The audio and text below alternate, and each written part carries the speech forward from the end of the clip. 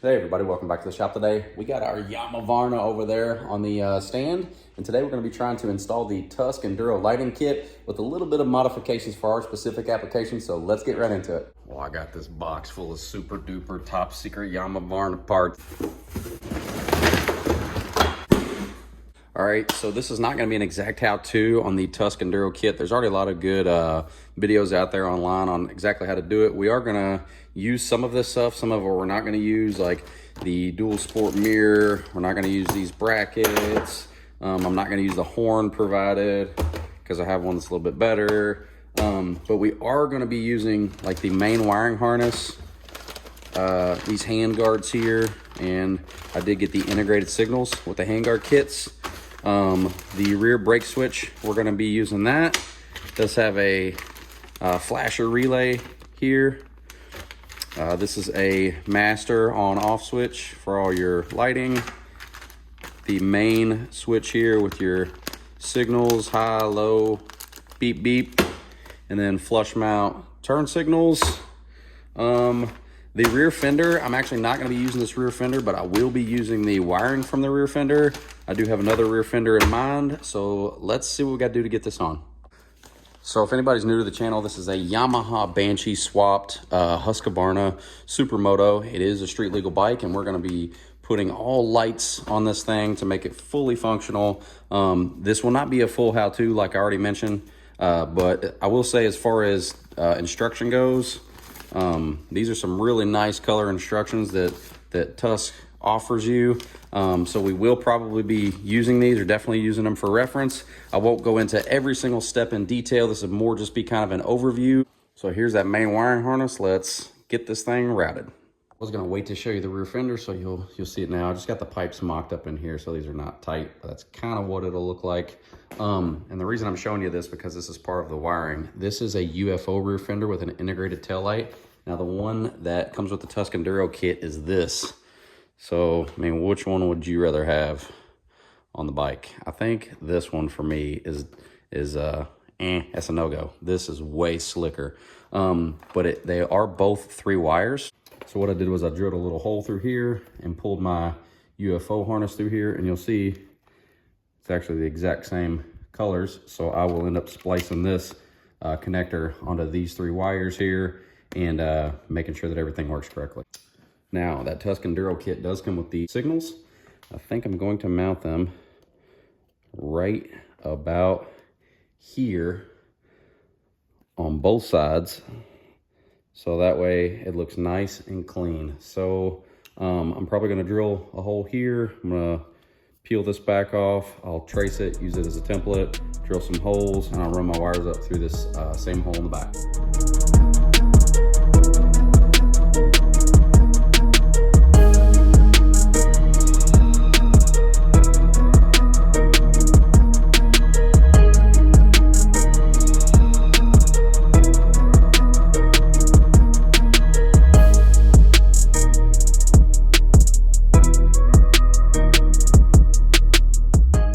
So this is kind of how our wires look.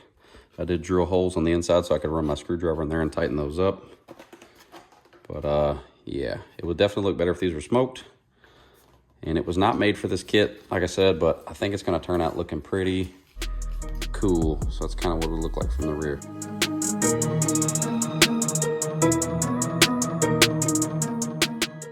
That's kind of what the rear view will look like. Okay, I'm going to start connecting some of these wires. I need to put some wire leads on. I have stripped my wires for my turn signals, and it does say that both of your blacks connect to your double black here for your grounds, and then the powers or the hots connect one to the blue and one to the orange for your signals. So the blacks go to the double black on the harness here, and both the reds, it says a different color in the manual, but both the reds, one goes to the orange and one goes to the blue. So let's get those hooked up.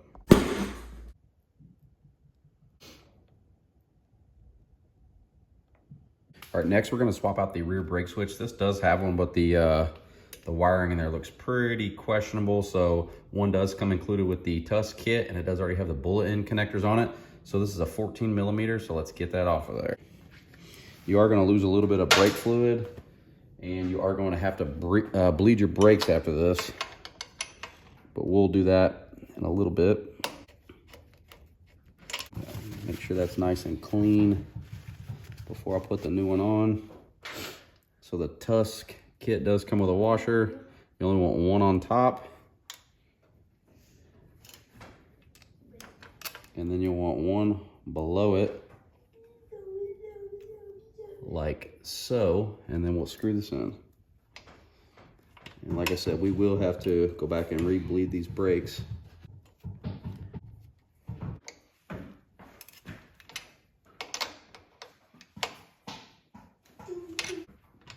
All right, so we have our rear brake switch installed. We have one washer on top, one washer on bottom, and these should be ready to get plugged in the harness.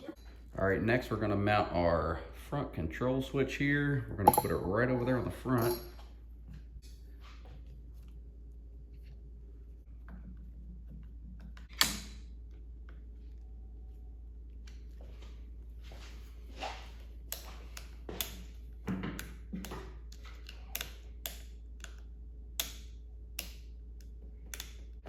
Now, I'm not securing anything down right now. Just kind of mocking everything up. I want to make sure that everything works before we finalize locations with zip ties and all that stuff. I'm just kind of mocking it up. It should be somewhere around here with that other harness. We're going to mount our on-off switch, and this it does say engine stop. It's a standalone system, so it shouldn't connect to any of that wiring. Plus, we already have our kill switch from our factory, so this is just the main on-off control for your wiring. So we're going to mount this on this handlebar. Next, I'm going to mount the horn. I have loosened this 8mm bolt up, and I think I'm just going to hook onto the triple tree there, mount it like right here. So let's get that bolt out. Easy peasy. So there's our horn mounted. And I have these Tusk handguards, and I'll probably just time lapse this. They do have some nice little grooves in here, and they fit right over these G2 ergonomic bark busters. So I'm gonna drill these out, put some bolts in there, and then we'll be able to run our signal wires. So let's get those on. I ain't gonna lie, that was a fucking mess. But we got our 2 holes drilled, so let's get these mounted.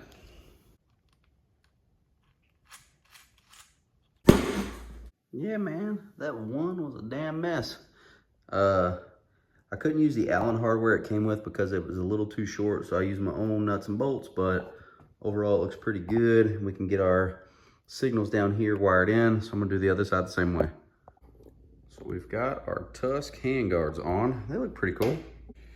All right, so we're gonna put our Tusk signals on. I'm happy to say they do come with the bullet connectors already on them, so that's a good thing. And this cover just goes over like that, and a couple screws go in from the backside. I'm not gonna go into detail, so let's get these on. All right, so I know it looks like a mess, but if I turn the switch, well, it's actually off. So turn it off, I got enough. But if I turn it on, eureka. Let me see if I can press that brake.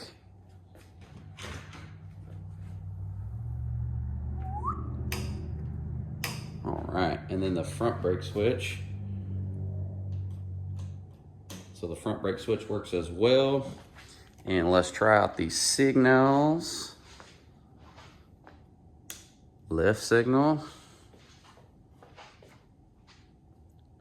All right, so we got left signal. We got left signal right there. Let's try right signal.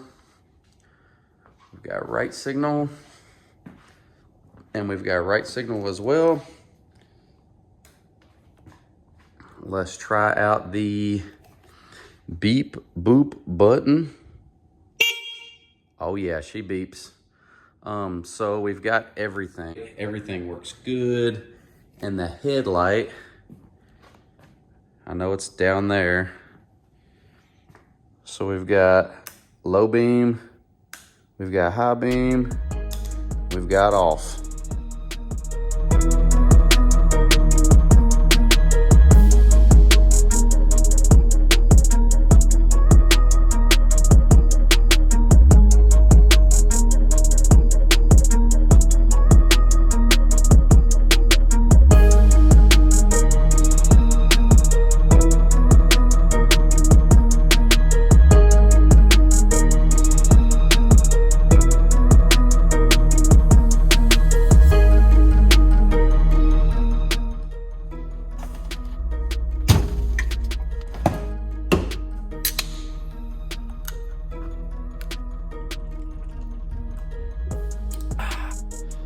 The wiring is in.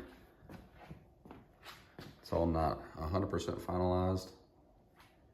So let's test it out. So rear tail light.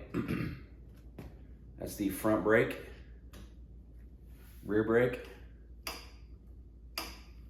Left signal. Right signal.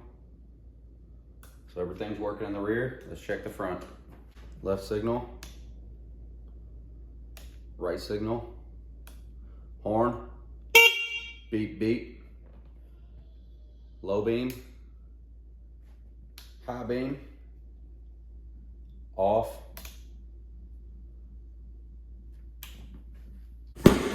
So we tested all that, and you might be wondering, how did we power it? Because the bike's not running.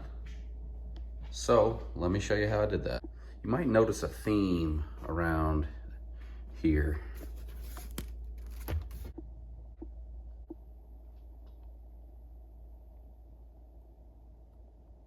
That's right, this bike is powered by Milwaukee.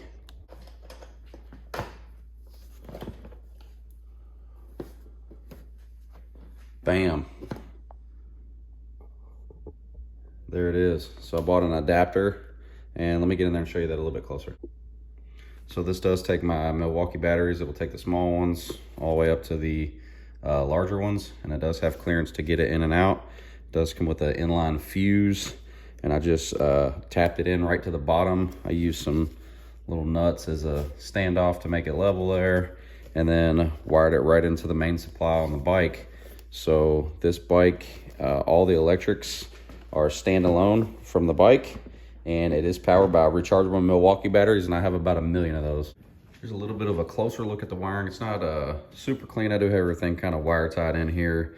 These are the 2 leads that go to the battery, and I did mark everything. This is a ground, actually goes up to a headlight. So I did label every single wire in here for your tail light, your signals, what everything is. So that'll help you or the next guy in the future diagnose stuff instead of chasing your tail like I was. So it's always a good idea to have a little label maker if you got one, and label everything up so it's nice and neat.